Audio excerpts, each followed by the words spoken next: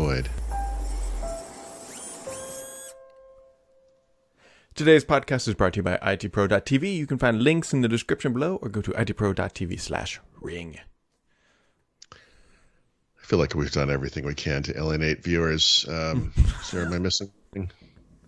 Any states we haven't made angry, countries of origin that we could annoy? You think about Libya. I feel like they might actually strike back. Wow.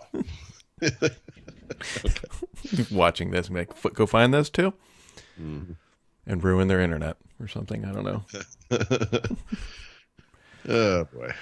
Yeah, so not a whole lot has happened in the past 24 hours, although Windows is updating context menus, making them more contextual. I wish that, so that post was aimed at developers who can't customize the context menus and share dialogue, I guess we're calling it now, in Windows 11. But those capabilities haven't really changed all that much. This is my question. As I read the post, I was like, I thought this was there. Yeah, it was. They may have made small changes to the APIs or how they work, and I think they formalized the way that certain things work. Like, I believe it's possible, in fact, I have Windows 11, I can't look.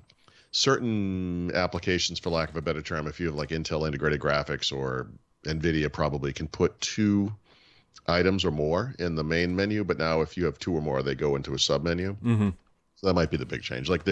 But really what that's tied to is the underlying message, which I feel should have been a more general post, because this is of interest to normal people, is they've simplified these things, right, and made them better. And to me, that's the more interesting story, right? In fact, that's something everyone's noticed. When you right-click on the desktop, the menu looks completely different, right? And it's kind of, it's got the bigger, new, more easily read font.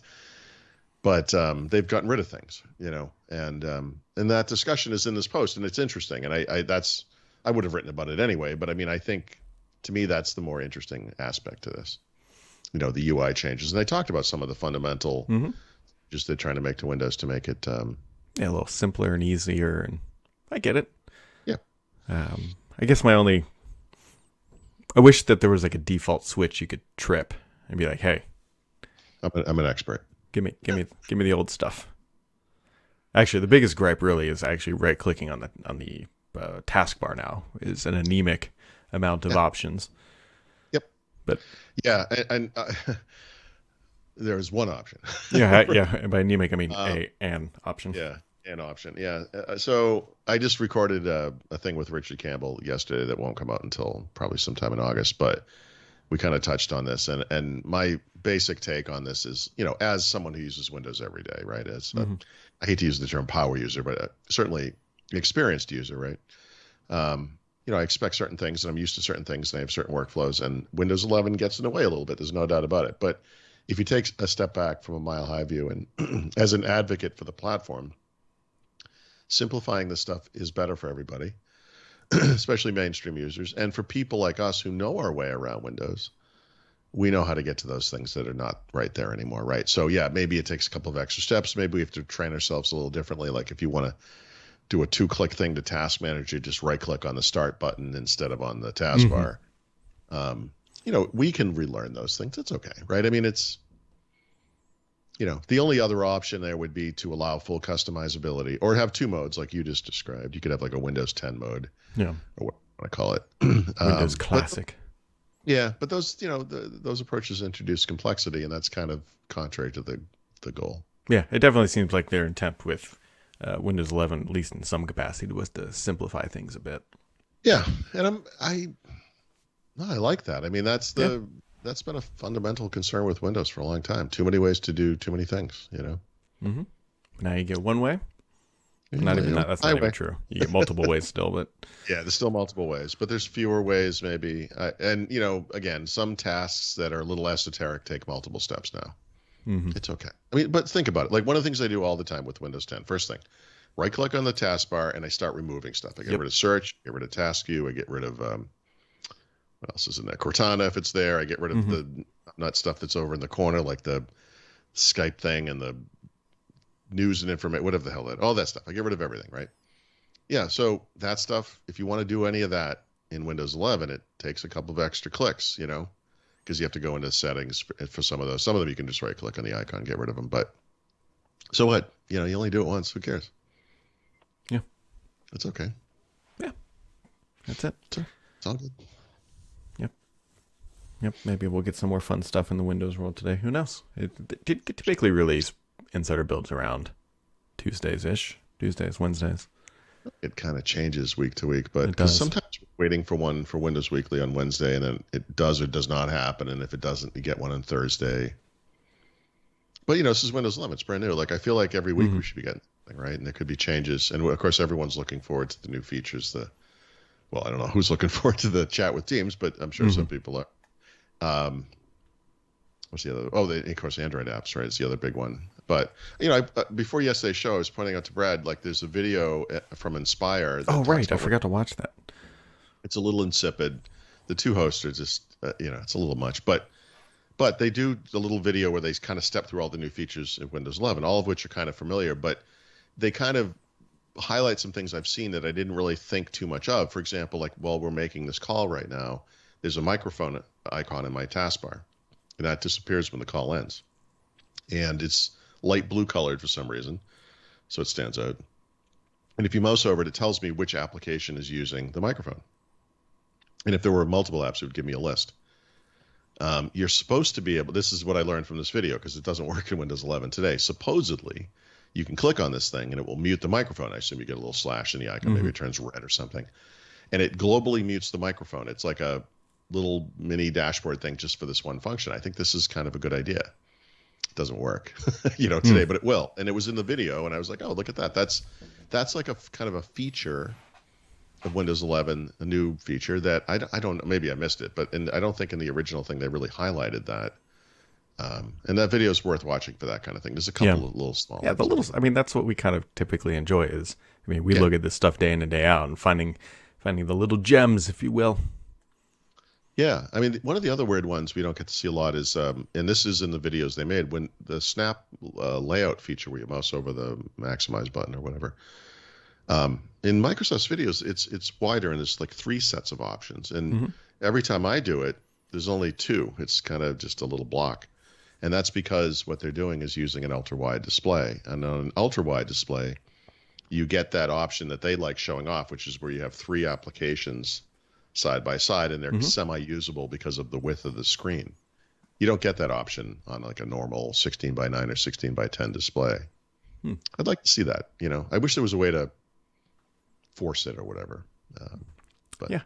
Things I'd like to see as well is everyone head on over to itpro.tv/ring, which is a skills development platform. You can upskill yourself in this new hybrid world of IT with 5,800 plus hours of session and good content. It feels more like a conversation and less like a classroom. It's imperative that you stay on top of your skills because things are changing rapidly, and being able to know how to patch and do everything else efficiently, especially with everything that's going on lately, is really, really important. You can head on over to itpro.tv/ring for a free exclusive offer to First Ring Daily listeners.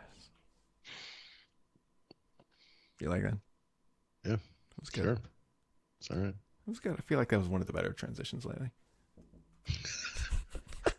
I think you're quite skilled at the transition thing. Oh, maybe even skilled with the threshold. Wasn't that Windows 10's first? Yep. First up. Yeah, it was like a Halo code name. No, was it? No, it was. Sorry. It was Redstone.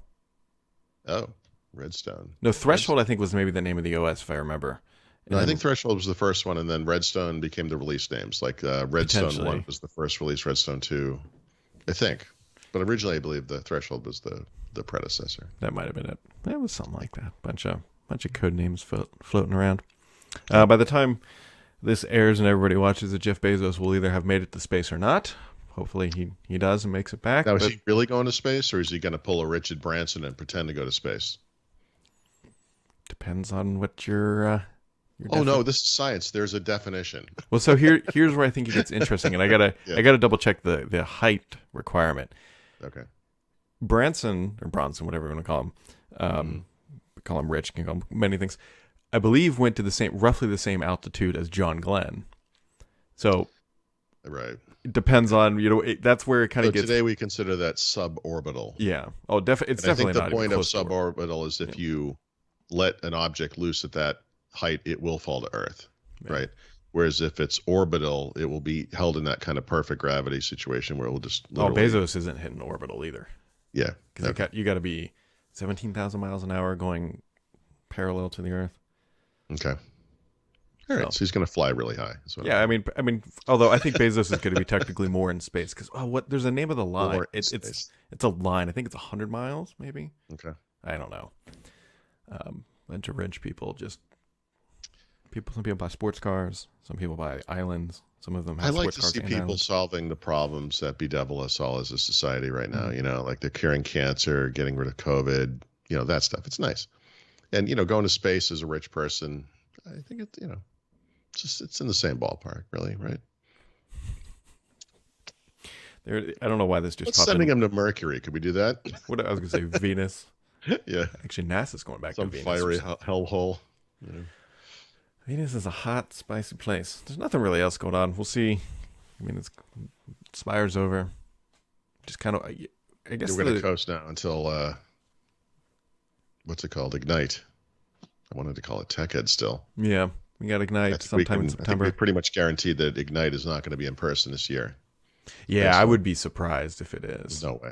There's no way. At this point, companies are like Apple. I don't know if I'm going to write this up. I'll take a look at it. But Apple, for example, announced to employees that they're going to push the return to work thing back by a month because of the increase in COVID cases, especially in California, right? Mm-hmm. And where they're located. That's that type of thing is all you need to know. I mean, there's no way Microsoft could sponsor an in-person event in some place. Yeah. And have people travel there and be described as the company that created like a super. I was gonna say they don't want that headline of nope. Microsoft infects your printers. It's bad enough and like your body. The United States, NATO, EU, UK all accused China of cyber attacks and formally, right, which is kind of the first time this kind of thing's ever happened. I mean, that countries have gotten together to accuse another country of this kind of thing, to this level anyway. And from Microsoft's perspective, it's like, guys, China's been doing this for like a decade. Mm-hmm. Why are all the headlines Microsoft, right? It's like Microsoft was hacked by the Chinese. Oh, yeah. And, it was, I mean, for sure, but it's not good PR. Like, you don't want to be in that headline. That's all, like, it's like, but what about the other SolarWinds? It was not, nothing. No. Well, that still had some. And then KCR, whatever the MSP one that just got ransomed. Yeah, right. Yep. And, this is TPM 2.0, right? Could help with this. Microsoft might have done a better job of communicating that, by the way. Well, the problem still is that TPM 2.0 is on 7th gen chips and even older, which doesn't explain. Well, I think we voiced our theories about this yesterday, right? Was it yesterday? It feels like sometime. Microsoft always intended to let 7th gen in, but they knew if they did, people would bitch about 6. So they were like, well, let's draw the line at 8. And, well, then we'll make the concession and we'll look like heroes, And if you want to look like a hero of the office, you can check out itpro.tv/ring for a free offer. You can find links in the description of the podcast or wherever it is, or just go to itpro.tv/ring. Catch all of you right back here tomorrow. Oh, man.